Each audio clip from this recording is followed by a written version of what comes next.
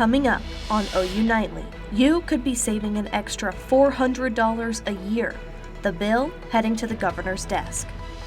Plus, if you're feeling that stuffy nose, you aren't alone. Hear from the largest team of collegiate meteorologists for when relief will be on the way. And phone outages across the country leave Americans in the dark. The latest on this issue ahead. This is OU Nightly.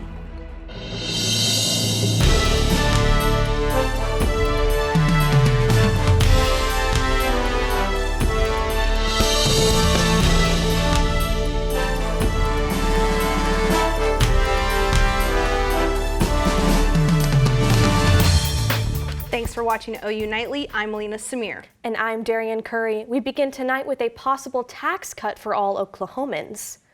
We're waiting to hear if Governor Kevin Stitt will sign the grocery cut tax bill sent to his desk just hours ago. The state Senate Pro Tem leader Greg Treat says it could save the average Oklahoman $400 a year. OU Nightly's Noah Mack is following the story and joins us live from a Norman grocery store with the latest. Noah? Well, Darian, I'm here in Homeland. I've been talking to folks who seem to be very excited to see their grocery bill go down, hopefully. And now what passed the legislature today was a cut to the state portion of the grocery tax. And that will go into effect if the governor signs it. And it'll go into effect in August, and it'll be the largest single tax cut the state has ever seen. And now the governor released this statement today, celebrating the passage of this bill and indicating through his language that he's willing to sign it. And now he also indicated that he does want to bring that income tax back down to zero. But Senator Pro Tem Greg Treat saying that this grocery tax cut will be the only tax cut that comes out of the Senate. Reporting live from Homeland, Noah Mack, OU Nightly. Thanks, Noah. An allergy alert tonight for all Oklahomans. If you're sniffling, sneezing, or have itchy eyes, we're talking about you. This is the reason behind it. Cedar tree pollen is unusually high. It's a season allergy that usually kicks into high gear in late winter. The Oklahoma Allergy and Asthma Institute has issued a warning about the level of cedar pollen in the air right now. Experts say it's something we see every year. Their season for reproduction is during the winter months. The flowers are ready to receive pollen. The pollen is spread, and it's wind spreads. Experts say the best defense is to take a 24-hour allergy medication every day until allergy levels drop, which could be a few weeks. A few weeks? Say it isn't so. Well, let's get over to OU Nightly meteorologist Braden Seo, who is live, and he has an allergy level report. Braden? Yeah, ladies, with these gusty winds and warmer temperatures, we're not the only ones taking advantage of it. These cedar trees right here are as well. That's why we've got very high levels of cedar pollen all across the state, and that's why I'm keeping these handheld tissues on my person as we go through this time period, because like me, if you're an allergy sufferer, you're going to definitely be needing these as we go through the next couple of days. And taking a look at that allergy index, you can see the very high levels of that cedar tree pollen, as well as some lower levels of mold pollen. And coming up later in the show, I'll talk more about these warmer temperatures as well as fire danger. I'll have more on that. Back to you in the studio. Thanks, Braden. The OU campus was impacted by a cell phone outage today. The university intended to test its rave emergency system, but couldn't happen due to the down services. Aura Aguirre has more on the outages and where they stand right now as the search on why it happened all continues. DownDetector.com was a popular website across the country Thursday as it monitored a widespread national outage impacting a number of wireless carriers, with the most occurring on AT&T's network. Some users report waking up to SOS messages.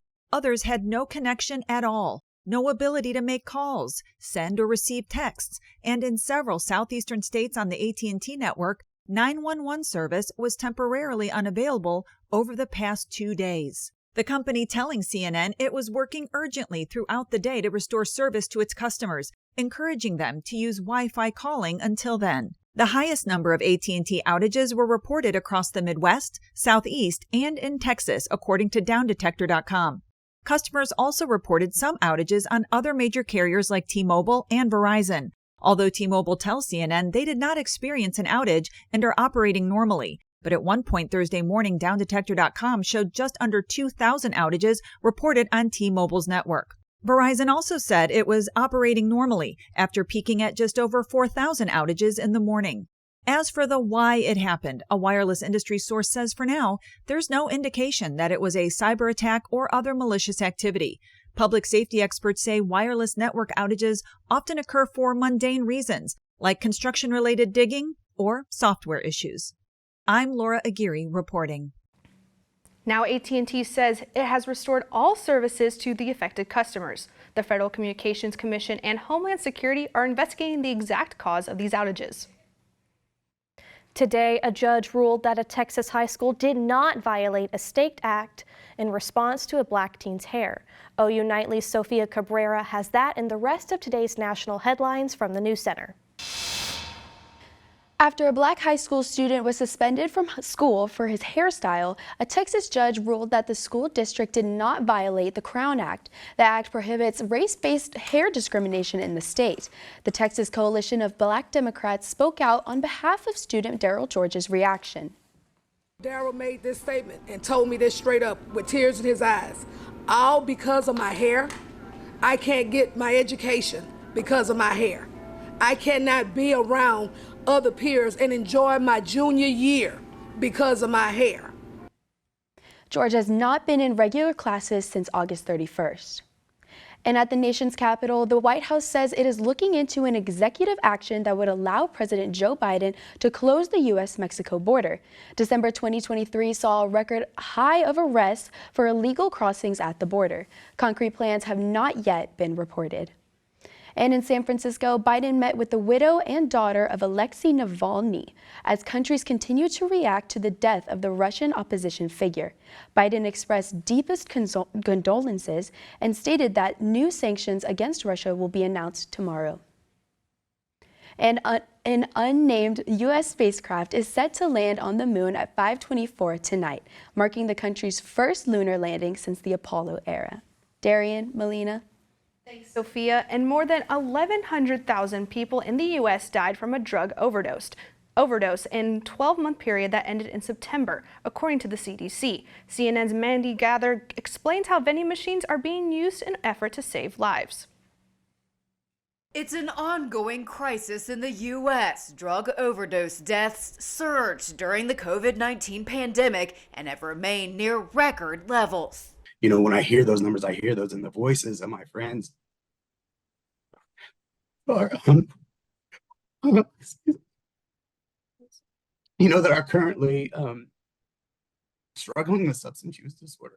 Jason Hall knows the struggle all too well. He says he got sober after a battle with drug use and has personally administered naloxone to reverse opioid overdoses several times. Now he helps stock the medicine, which is known by the brand name Narcan, in vending machines like this one to make it more accessible. This work is not abstract to me in any way. When we talk about statistics or when we're looking at these numbers, I have a face to put with every one of those numbers. From California to New York, vending machines stocked with harm reduction tools have been placed in areas where high numbers of opioid overdoses have been reported. In Oklahoma, some of the machines are placed along turnpikes, in casinos, on university campuses, at a library, or outside fire stations. The vending machines also offer free fentanyl test strips, which are small strips of paper that can test drugs for the presence of fentanyl, a powerful synthetic opioid that drives most overdose deaths in the U.S. For Health Minute, I'm Mandy Gaither. Now on campus, students and faculty can pick up free Narcan kits on Goddard's Health Center. If you suspect that someone has overdose, call 911 immediately. An IVF patient travels miles away from her home for treatment. Her story up next. And there will be a new hotline for Indigenous children needing extra help. The number and who to call after the break.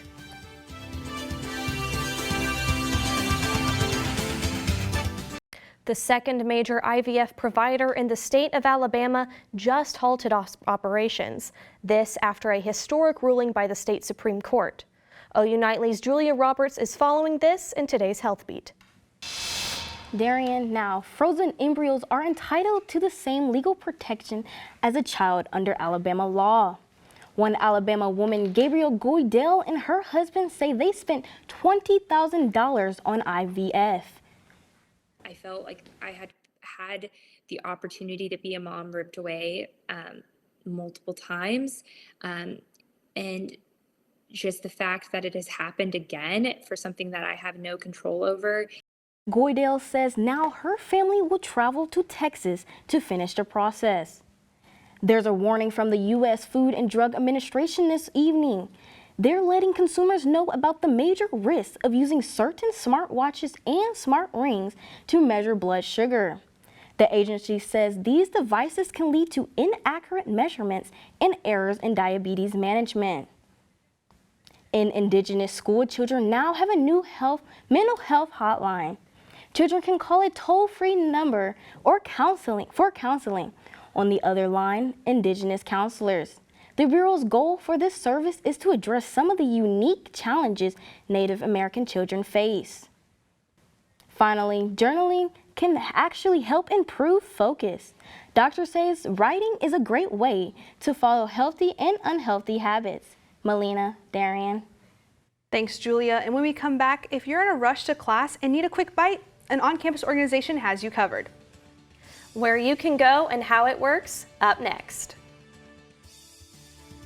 And a big weather maker moves into the state early next week, bringing fire danger and some rain chances. I'll have more coming up on OU Nightly.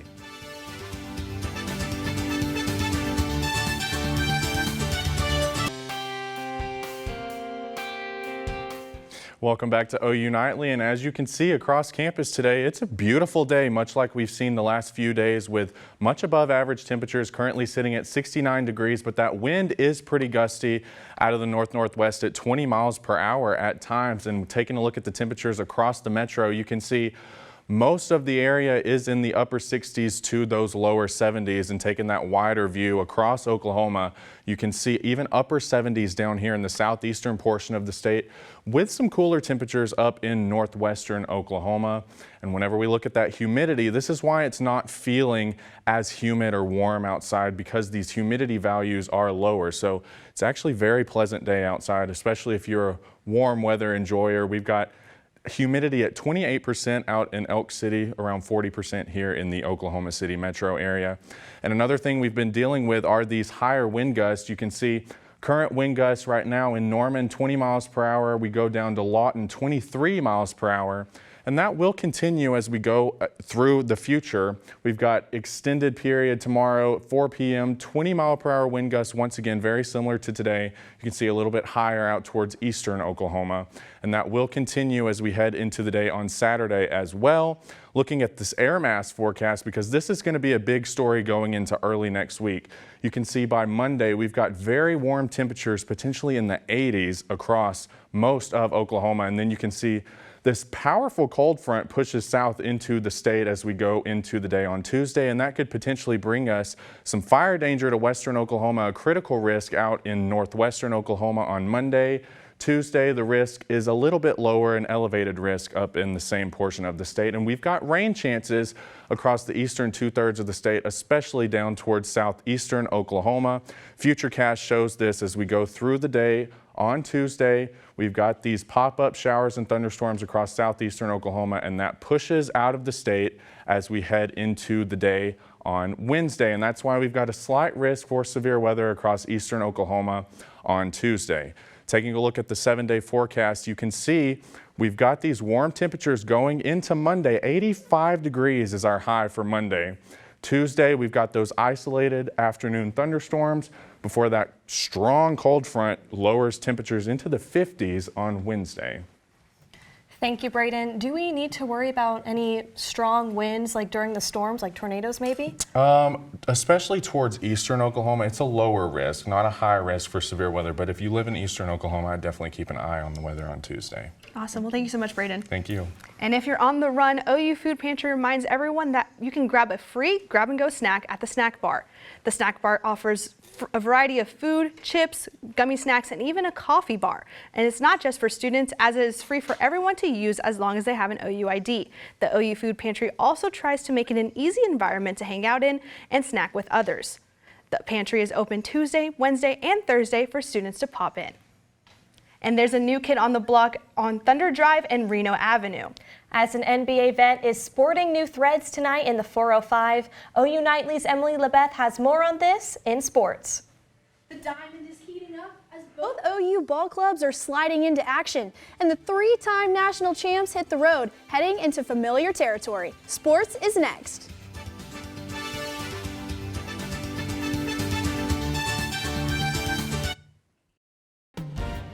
Hi, I'm Emily Lebeth, and it's time for sports. You better check your forecast because after an all-star break, a storm is brewing at the Paycom Center tonight. The OKC Thunder will take on the LA Clippers at 7 p.m., and all eyes will be on Gordon Hayward's debut in the Thunder Blue and Orange. Hayward is beginning to adapt to his new team and looks forward to the season.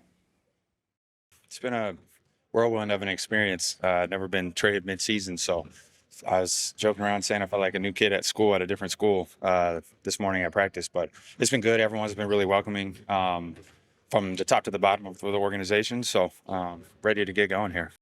Moving to the Diamond, OU softball season is in full swing. The Sooners in their 62-game win streak head west to the Golden State to play in the Mary Nutter Collegiate Classic. Their 5-game stretch starts tomorrow at 7:30 p.m. versus Mississippi State. And look out for T.R.A. Jennings, who is on a 6-game hitting streak and is 1 RBI away from moving into second all-time in OU history.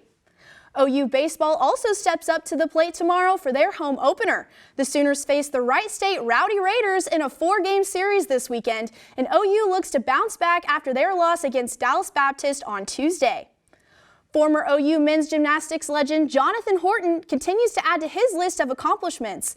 This Horton did not hear a who, but actually heard his name selected to the inaugural College Gymnastics Association Hall of Fame class. Horton is the most decorated NCAA gymnast in program history, with 3 team national championships and 6 individual national titles. Some current OU men's gymnastics members hope to follow in Horton's footsteps by earning some accolades at an upcoming meet.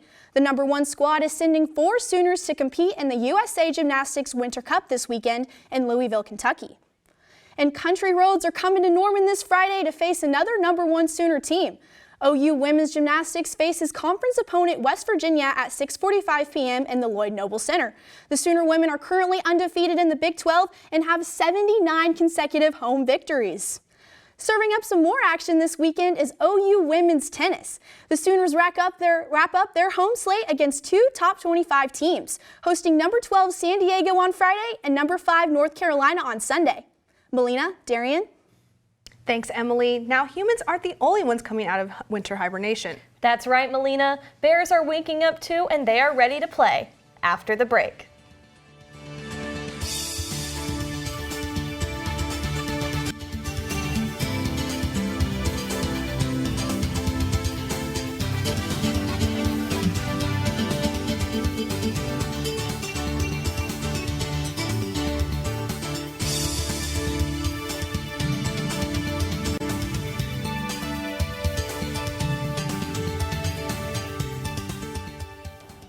I'm Kamarion Brown with an update from Stillwater. Oklahoma State University police say a 19-year-old student has died after a hit-and-run incident this morning. Officers say it happened on the north side of campus. Grief counseling is available for students and employees on campus. Police say they have a person of interest in custody for questioning. Darian, Melina. Thanks, Kamarion. Now on to some lighter news. Wake up, everybody. There are brown bears ready to play in the UK. European brown bears at the Whipsnade Zoo in England wake up from a 4-month-long hibernation and immediately start having a blast.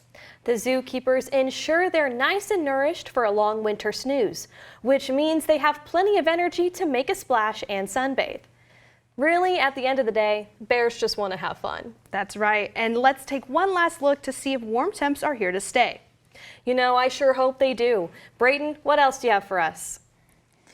Thanks, ladies. Here's a live look from our Weather Center cam, courtesy of the Weather Channel, showing Pretty heavy traffic along Highway 9 as everyone's heading home for the evening. We've got temperatures right now right around 70 degrees under clear skies. And as we go through the next 7 days, you can see temperatures will remain very warm. 85 degrees on Monday with a slight chance for showers and storms coming up on Tuesday before a cold front really starts to cool us down by the middle of next week. Back to you. Thanks, Braden, and thank you for watching OU Nightly. I'm Melina Samir. And I'm Darian Curry. Be sure to watch OU Nightly live weekdays at 4:30. Good night.